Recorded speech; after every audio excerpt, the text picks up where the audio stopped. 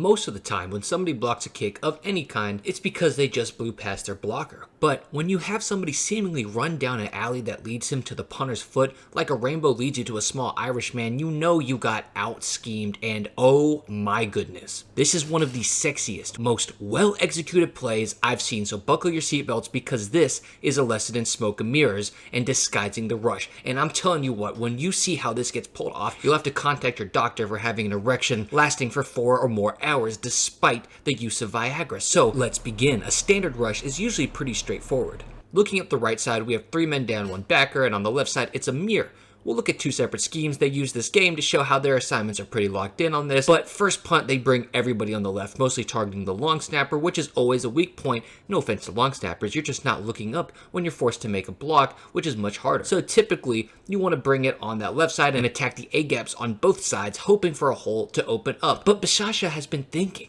They really like protecting that left side a lot, and earlier when we provided pressure, we opened up the right side without trying. So how can we just get somebody home? And I tell you what, it is pure genius how he does it. So first, and this part's really good, he takes away a rusher on the left side. And I'll explain how this is genius in a second. In fact, it's beyond genius, so just bear with me. So this leaves 2 rushers on the left side and 3 on the right, 2 backers over the top. So initially it should be obvious where the pressure is coming, which is the right side, but that's exactly what he wants you to think. Both edge rushers are going to take ridiculously wide angles. They have one motive. They're not going after the ball. It is the eyes that they want. Take off for 2 hard steps, then cut back into that outside guy to pull in the attention of the wings and the guys next to the wings. Next, the left side A-gap's job is to pinch down on the long snapper, almost like he's trying to block him, because every play he's done that, the guy directly in front of him also pinches down as a pressure release valve for the snapper. For the linebackers, they put 81 and 58 behind everybody, but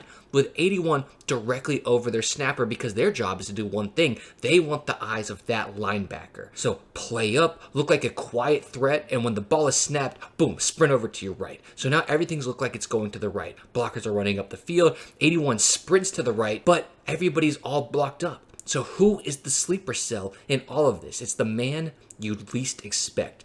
The nose tackle directly to the right of the snapper is going to come out of his 4-point stance to the dismay of all. So let's reiterate why there's nobody there to block him.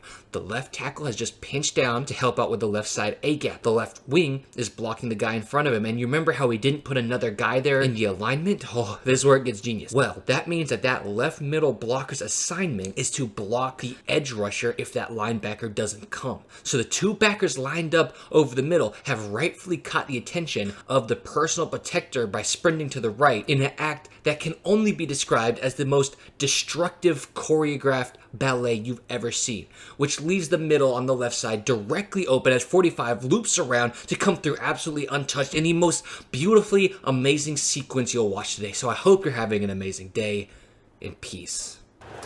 Man, that is blocked!